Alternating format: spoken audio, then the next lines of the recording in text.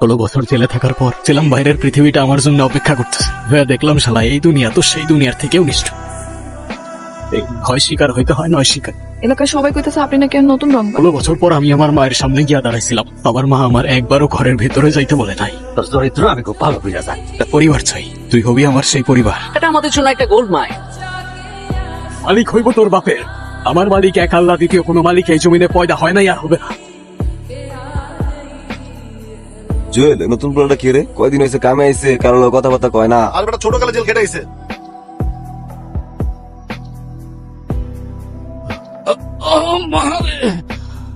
করছে কি মান্দার পোলায়? এই নারকেল বই, এই ওঠ ওঠ ওঠ, কামচোরা, এই কষ্ট লাগে, কষ্ট লাগা।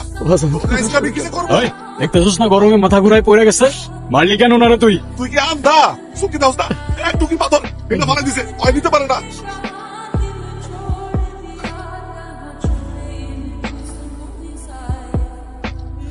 তোর হিসাব মতো এইটুকু পাথর নিচে পড়া ছিল, উঠাই দিলাম। এখন তো আর সে কামচোর না, তাই না? এই নারকেল বউ, তুই আবার তুই করে কস, তুই কেটে ভাই খা তুই। থাপ্পড়টা উনারে মারছিলি, সোচ্চা আমি নিলাম, হিসাব ক্লিয়ার। আর ওই রক্ত, ওইটা হিসাবের বাইরে। তুই আমার গায়ে হাত দিছ, এই গেল ধরে। 1 কাপ চা 1 চামচ চিনি, এর বেশি দিতে পারুম না, চিনির দাম মেলা। আরে আমাকে ম্যানেজার ওই খুব খারাপ মানুষ, খাতারনাক মানুষ, তারে আমাকে কারখানা সবাই ভয় পায়। জানেন চাচা, আমরা গরিব হয়ে জন্মাই আর গরিব হয়ে মরে যাই কেন? কারণ ওই বড় লোকরা আমাদের বোঝায় যে ওদের সামনে আমাদের অকাত। যে রোজের 200 টাকা পাইতেছেন সেটাও অনেক বেশি, তারপর কিনে নাই সেই 200 টাকায় আমাদের সারা জীবনটা। আপনার গায়ে হাত দেওয়ার সাহস পাবে কেন? কিন্তু আজকে যে ঘটনাটা ঘটছে, এই ঘটনা নিয়ে যে ঝামেলা কত হইব আল্লাহ জানে। তুমি কিন্তু বাজান একটু সাবধানে থেকো। এলার টাকা আপনার চা। না কাকা, চা খাবো না। চা খাইবে না কেন? আপনাদের এখানে চায়ে চিনি কম, চায়ে একটু চিনি বেশি না হইলে আমার আবার জমে না চাচা। শুধু আপনার জন্য 2 চামচ চিনি নেন। এবার ঠিক আছে। আপনি কি আমার কিছু কইবেন? নাম কি তোর? মায়া। আপনার বিজয়। বাড়ি কই আপনার? বাড়ি নাই আমার। বাড়ি নাই মানে? পরিবারে কেউ না? আছে, মা আছে, একটা বোন আছে। মা চায় না আমি বাড়ি ফিরা যাই। তোর বাড়িতে কে কে আছে? আছে একটা বাপ, না থাকার মতোই। না থাকার মতো কেন? সারাদিন মাথা লয়া পড়া থাকে, আর নেশার টাকা ফুরায় গেলে খালি বারবার আমার বিয়ে দিতে চাই। তাইলে বিয়ে করে নিলেই তো বাপের থেকে মুক্তি পেয়ে যাস। মা বলে কথা মনে পড়ে না আপনার? যাওয়া তো লাগবেই, বোনের জন্মদিন কাল, বোনরা দেখতে যাবো। খুব বালা, গিফট নিয়ে যাবেন, খুশি হইব। কি আপনি এত রাতে এখানে কি করতেছেন? আর এটা কি? এটা তোমার গিফট, আজকে তো তোমার জন্মদিন। আমার জন্মদিনের কথা আপনি কিভাবে জানলেন? আর এই বক্সটা প্রতিবার আমার জন্মদিনে ঠিক এমন একটা করে উপহার কে যেন আমার বাসায় পাঠায়, কেন জানি মনে হয় আমার আপন কেউ। আপনি কি সেই মানুষ? আমি তো শুধু পার্সেলটা দিতে আসছিলাম, আমি জানি না কে পাঠায়। আপনি কথা বলতেছেন আর মনে হইতেছে আমি আপনাকে চিনি। তুমি আমার চেনো? হ্যাঁ, ঠিক আমার ভাইয়ের মতো। এটা কে? আর এত রাতে এই ছেলেটা এখানে কি করে? না মা, উনি তো শুধু একদম চুপ। আর যদি কোনোদিন তোকে যার তার সাথে কথা বলতে দেখি, চল ঘরে চল।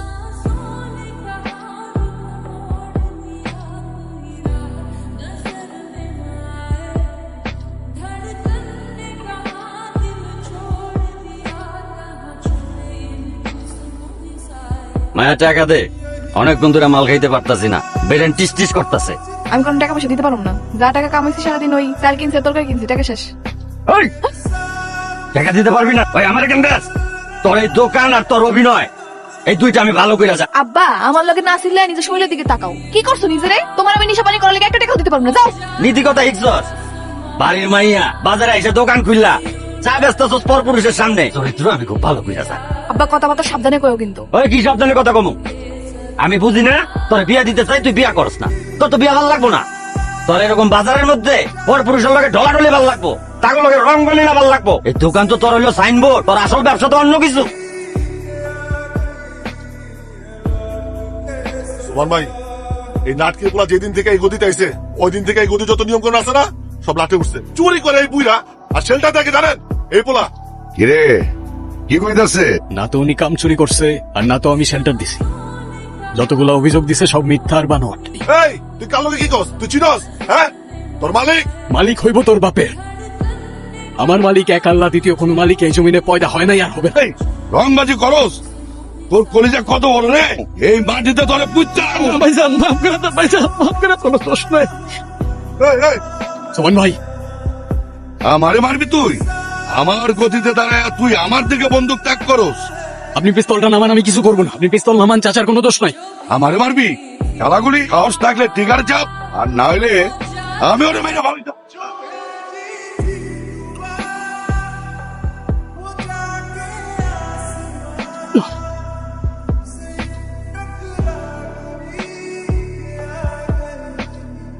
সেকেন্ড অফিসার রেজা বলছিলাম। কে বলছিলেন please? Sir, sir, G sir. হ্যাঁ স্যার, ধরে নিয়ে আসছি স্যার, কিন্তু স্যার উনি তো সোবানকে, সরি স্যার, স্যার রিলিজ দিয়ে দিচ্ছি স্যার। না না না স্যার, কোনো সমস্যা নেই স্যার। ওকে স্যার, হ্যান্ডকাপটা খোলেন। আপনার জামিন হয়ে গেছে, আপনি চলে যেতে পারেন।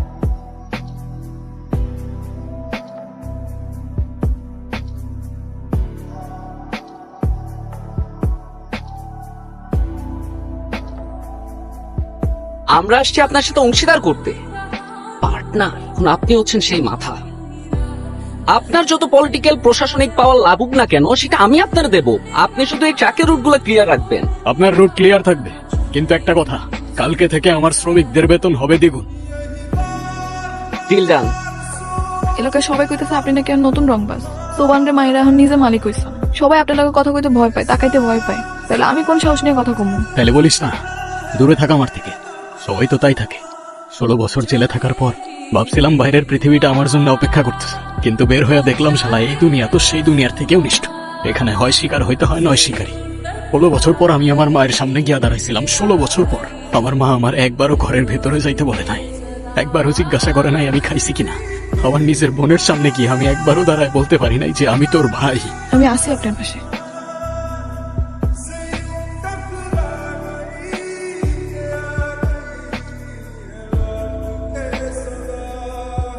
তুই আমার এখানে নিয়ে আসলি কেন? উফ, এত কথা কই না, তুই চুপ করে দাঁড়ান। এই দাঁড়াও, ওই দেখো, এদিকে আসো। তুমি ওনার চেনো কিনা? ইয়ে, ঠিক চিনি না, তবে ওদিন উনি পার্সেল দিতে আইছিল। তুমি কি জানো তোমার জন্মদিনে প্রত্যেক বছর যে গিফট গুলো আহে, এগুলো উনিই পাঠায়। আপনি আপনি আমার গিফট কেন পাঠাইতেন? আমার বোনের জন্মদিন, আমি কিছু পাঠাবো না তা কেমনে হয়? ভাইয়া, কোথায় ছিলা তুমি এতদিন? তুমি কেন আসো নাই আমাকে বাড়িতে? মা বলছিল তুমি নাকি হারাই গেছো ছোটবেলায়। ওদিন তোমার দেখার পর কেন জানি মনে হতেছিল তুমি আমার আপন কেউ। আমি না চিনলেও মা কেন তোমার ডাকলো না? মা হয়তো চিনতে পারে নাই আমারে। তুমি এখনই চলো আমার সাথে, মা দেখুক যে তুমি ফিরে এসো। আজকে না রে, আজকে যাইতে পারবো না, তবে খুব তাড়াতাড়ি আসবো আমি, কথা দিলাম তোরে। যা, কেমন? একটা ঘর চাই আমি, একটা পরিবার চাই। তুই হবি আমার সেই পরিবার, শুধু তুই আর আমি। কিন্তু আপনি একটু আব্বার কথা কইেন, আমি চাই না আব্বার থেকে কিছু আড়ালে থাকুক। কিচ্ছু আড়াল থাকবো না, কালকেই কথা বলবো তোর আব্বার সাথে। চাচা, আপনার সাথে একটু কথা আছে। কথা আমার লগে? মায়ের বিয়ে করতে চাই আমি, তাই আপনার কাছে অনুমতি নিতে আসলাম। এর লাগে এতদিন বিয়া করস না, করবি কে? তুই তো এর লগে আছি, এইটারে বাদ দিয়া তুই আর কয়টার লগে ঘুরস? ওই কি করছস? এই, কি করতেছেন আপনি? তুই আমার জিজ্ঞাসা আমি কি করতেছি? আমি তুই না আমার মায়ের লগে তোর বিয়া। কি করবি? কি করবি তুই? তুই আমারে মারলি? ও তুই আমারে মারলি? মারবি তো, মারবি না? তুই খুনি, তোর হাতে খুনের রক্ত। হ্যাঁ, আমার হাতে মানুষের রক্ত, কিন্তু তোর মতো টাকার জন্য নিজের মেয়ের বিক্রি করতে যাই না আমি। আমি তোর মেয়ের এই বিয়ে করব, তোর মত থাকুক আর না থাকুক। যদি কেউ বাধা দিতে আসে, এইটা মনে রাখতে বলিস, আমার হাতের রক্ত এখনো শুকায় না। ঠিক আছে, দিছস আমারে মারতে? না বা বিশ্বাস করো, আমি এরকম কিছু করি নাই। আমি তো বুঝিই নাই ও এরকম একটা কাজ করে ফেলাইবো। তুই চাইছিস আমার অপমান হওয়া দেখতে? না আব্বা, বিশ্বাস করো, আমি এরকম কিছু চাই নাই। আমি এরকম কেন করো? তুমি আমার বাপ না, আমার বিশ্বাস করো। যদি আমার জন্ম মেরে ফেলায়, আগামী 7 জন্মে আমি ওই পোলার লগে তোর বিয়া দিব। আব্বা, আব্বা কিছু তোমার? আব্বা, আব্বা কথা কয় না কেন? কেন অ্যাম্বুলেন্স ডাকেন ভাই? আমার আব্বা কথা কয় না। মা, মা দেখো, মা আসো না, আসো ভাইয়া, আসো। ছোটবেলায় যে ভাইয়া হারাই গেছিল সেই ভাই। ভেতরে আসো, অনেক বেলা হয়েছে, খাবার খাবে। তুমি কেমন আছো মা? তোর শরীর ভালো তো? তাড়াতাড়ি খাইয়া চলে গেলে খুশি হমু। কি বলতেছো মা এগুলা? ভাইয়া চলে যাবে কেন? ভালোই বলছো তুমি মা, আমি বুঝতে পারি নাই। আমার ফেরাটা তোমার জন্য এতটা যন্ত্রণার কারণ হবে। আমার কপালটাই হয়তো এরকম, তোমার হাতের খাবারটুকু খাওয়ার ভাগ্যটাও আমার নাই। মায়া, এটা কেন হইলো? হ্যাঁ, আমারে তো জানাইলি না কিছু তুই। আমি একটু আগেই শুনলাম। এই, তোর বাবার কি কোনো শত্রু ছিল? শত্রুটা না থাকলে তার খুন হয় না, আবার মাঝে মাঝে শত্রু চেনাও যায় না। কালকে রাতে আপনি কই আছিলেন? আমি আর কই থাকবো, কারখানায় ছিলাম। তুই এমনি জিজ্ঞাসা করতেছিস কেন মানে?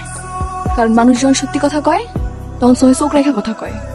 আপনি আমার দিকে তাকায় কথা কইতে পারতেছেন না কেন? এ মায়া, মাথা ঠিক আছে তো? কি উল্টা পাল্টা কথা বলতেছিস তুই? হ্যালো,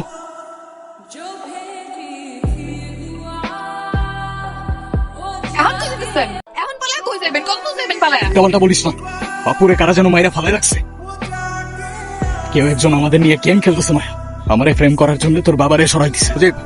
ভাই কে করছে এইটা? ভাই সব জায়গায় লোক পাঠাইছি, কেউ কোনো খবর জানে না। মনে হচ্ছে প্রফেশনাল কেউ কোনো চিহ্নই রাখে নাই। কালকের মধ্যে যদি আমি ওই জানোয়ারের নাম না পাই, হয় তোরা থাকবি নাইলে আমি থাকবো।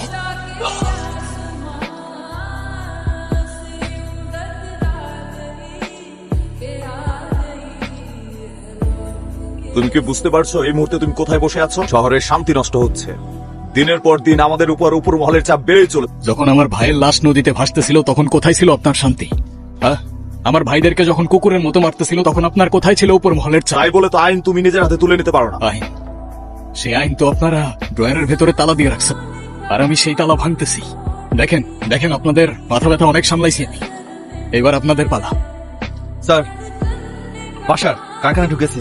সোভানের ছেলে এতদিন ভাইয়ের ছেলেগুলারে মারতেছে, ওরা এখন কারখানায় ঢুকে এলো পাথারি গুলি চালাচ্ছে।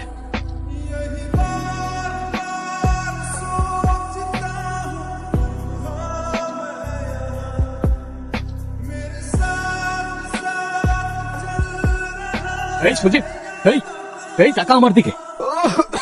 বাসার ভাই, সোভানের ছেলে ভাই, সবাই রে ভাই। এই, এই,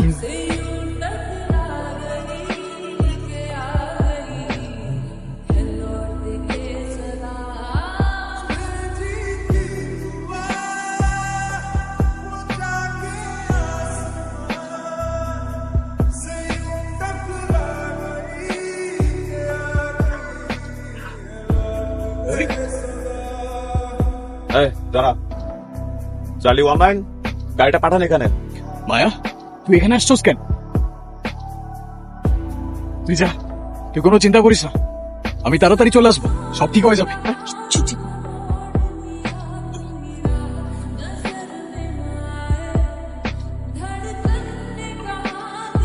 এটা আমার বাপের রক্তের প্রতিশোধ। কি রে বিজয়, এইটুক খেলা বুঝলি না তুই? তোর ভালোবাসার মানুষটাই ছিল আমাদের জন্য সবচেয়ে বড় গুটি। এবারে মারলাম আমরা। তোর কি মনে হয় তোর লোক একে একে মারলাম, ইনফরমেশন কে দিছে? ও, আমার ব্যাপারে তুই মাইরা দিছস, আর তোর আমি এত সহজে ছেড়ে দিমু? তোর ভাগ্য দেখ বিজয়, যারে এত ভালোবাসলি তারাতেই তোরে শেষ হইতে হইলো। মজা।